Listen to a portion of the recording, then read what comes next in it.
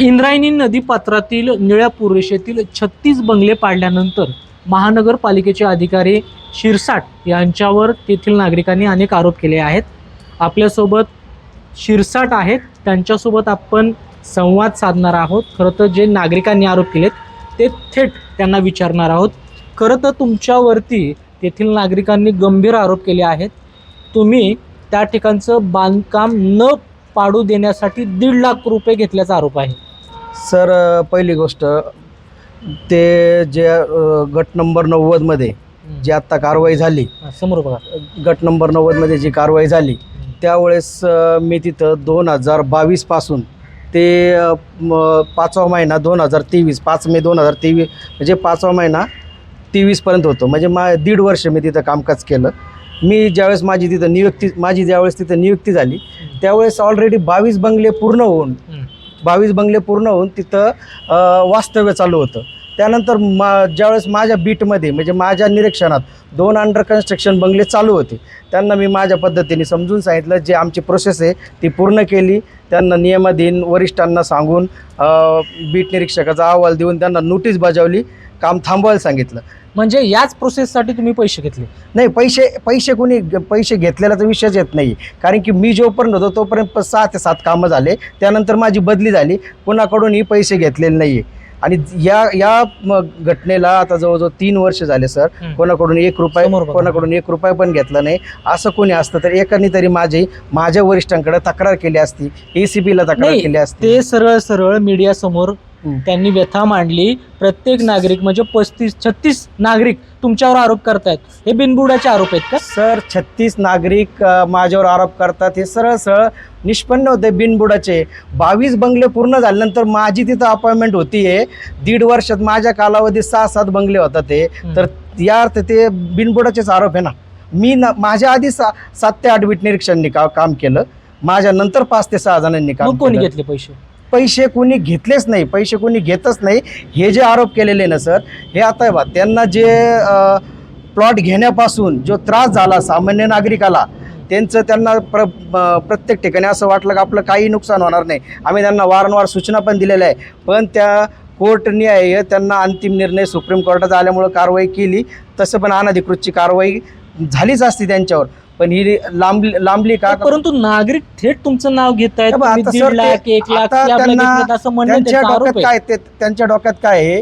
माझं नाव घेऊन त्यांना प्रशासनाला टार्गेट करण्यासारखं करायचं आहे. एखादं कोणाचं तरी नाव घ्यायचं. त्यांनी माझं नाव घेतलेलं आहे, मला सरळ टार्गेट केलेलं आहे. माझं नाव घेऊन प्रशासनाला वेडीत धरायचं. आणि त्याच्यात मग माझा दबाव आहे का तुमच्यावरती? माझ्यावर कुणाचाही दबाव नाही आहे. आणि या दबाव पण नाही आहे. आणि मी कुठलाही म्हणजे याच्यात कुणीही पैसे घेतलेले वगैरे नाही आहे, हे त्यांना माहिती होतं. कोणी त्यांना बांधकामाला परमिशन पण दिलेलं नाही आहे. त्यांनी त्यांच्या बेसवर कोणाच्या मनोज जरे जो आहे बिल्डर आहे त्याचं आणि तुमचं संगनमत आहे. मनोज जरेंना मी अजून पाहिलेलं पण नाही. मनोज जरेंचा माझ्याकडे नंबर पण नाही आहे. कधी आमची एकत्र भेट पण झालेली नाही. कारण की त्यावेळेस जर मी स्टार्टला आलो असतो तर माझी कामाची पद्धतच आहे, मी पहिला भराव रोखला असता. आणि मी याचं सकाळी एक स्टेटमेंट देताना मी त्याचं उदाहरण दिलेलं आहे का सगळ्यात पहिल्यांदा जर भराव रोखला तर हे पुढचा कुटाणा होतच नाही. तुमचा कार्यकाळ किती होता त्या ठिकाणी? माझा कार्यकाळ मी सर 22 ते 23च्या 5व्या महिन्यापर्यंत म्हणजे मी 1.5 वर्ष कामकाज केलं. 1.5 वर्ष कामकाज केलं.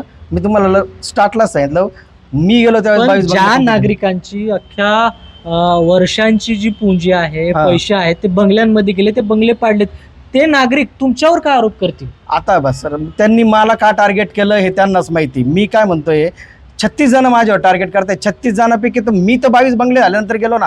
असं तर नाही असं एखादा बंगला झालेला राहत आहे आणि त्यांनी काय मला काही आणून दिलं, असं होऊच शकत नाही सर.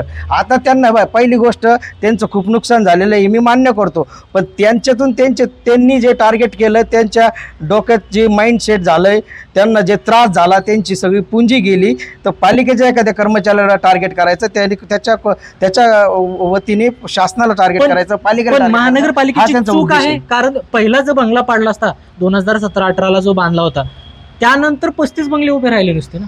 नाही, महानगरपालिकेची चूक कशी म्हणता येईल सर? पहिला बंगला पाडला पाहिजे, पाडला नाही.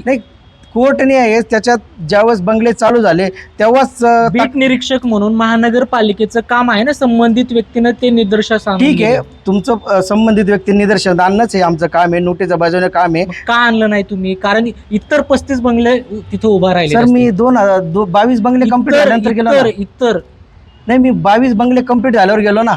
मी पहिलेच म्हणलं माझ्या आधी काही लोकांनी काम केलं, माझ्या नंतरही काम केलं, फक्त नाव माझंच घेण्यात आलेलं आहे म्हणून मला टार्गेट बनवलेलं आहे. तुमच्या कार्यकाळात किती बंगले उभे राहिले? माझ्या कार्यकाळात सर 7 ते 8 बंगले उभे राहिले. मग त्यावेळेस तुम्ही काय केलं? मी त्यांना माझ्या नियमाधीन नोटिसा बजावल्या. माझे जे HOD असतात, क्षेत्रीय अधिकारी, त्यांना कारवाईचे आदेश असतात, त्यांना त्यांच्या सहीने नोटीस असती, ती आम्ही बजावण्याचं काम केलं. आणि एक 8 दिवसाला एक रिव्ह्यू असतो, कुठं बांधकाम चालू आहे, त्यावेळेस त्यांना आम्ही बांधकामं दाखवलेली होती. त्यांनी तो आदेश त्यांनी देणं अपेक्षित होतं. ते काम आमचं नाही सर, कारवाई करणं.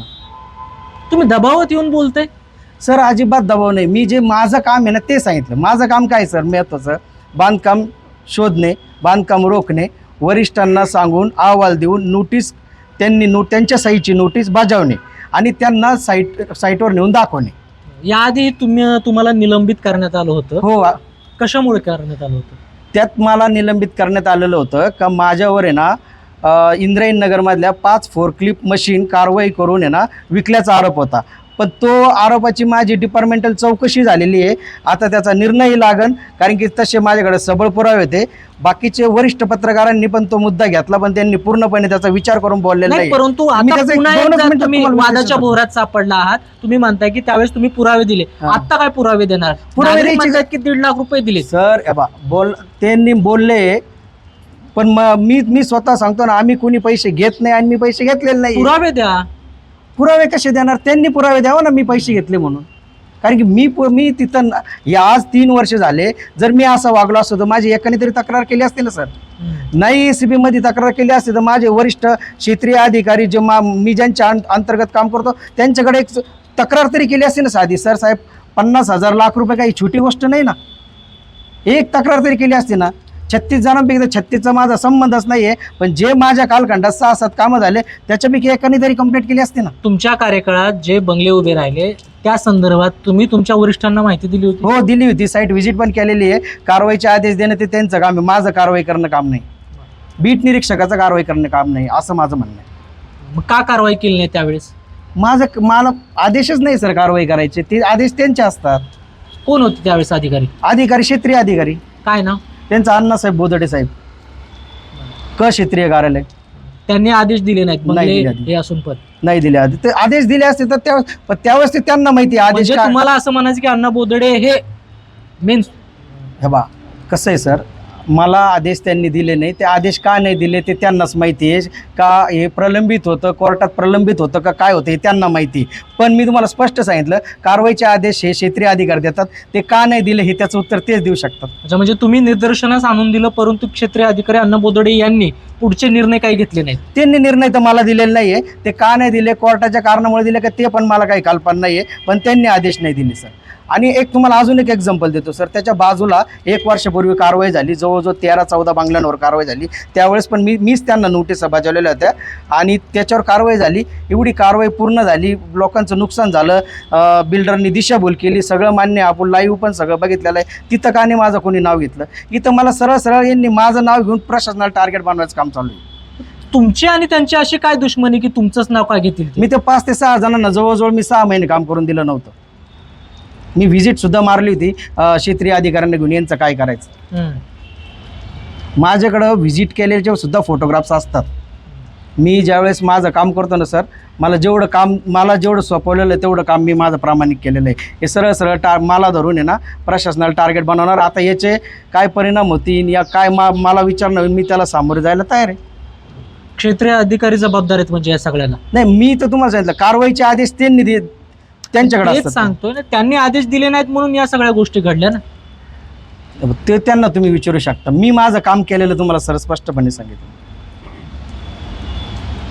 तर शिरसाट अधिकारी आहेत महानगरपालिकेचे. 36 बंगले जे उभे राहिले त्यामधील काही कार्यकाळामध्ये ते देखील त्या ठिकाणी बीट निरीक्षक म्हणून काम केलेलं आहे. परंतु माझ्या कार्यकाळात मी त्या ठिकाणच्या नागरिकांना नोटीस दिल्या होत्या, त्यामुळं ते मला टार्गेट करत असल्याचं सांगतायत. परंतु त्या 22 ज्यावेळेस बीट निरीक्षक म्हणून शिरसाट काम करत होते त्यावेळेस जे अधिकारी आहेत त्यांच्यावरचे अण्णा बोदडे यांना याबाबतची माहिती दिली होती आणि त्यांनी खरं तर याबाबतची भूमिका किंवा आदेश देण्याचं जे काम आहे ते करणं गरजेचं होतं, परंतु ते त्यांनी केलं नाही आणि त्यामुळं ते 36 बंगले उभे राहिले आणि आज ते अनधिकृत म्हणून पाडण्यात आलेले आहेत. कृष्णा भांचाळ, मुंबई तक, पिंपरी चिंचवड, पुणे.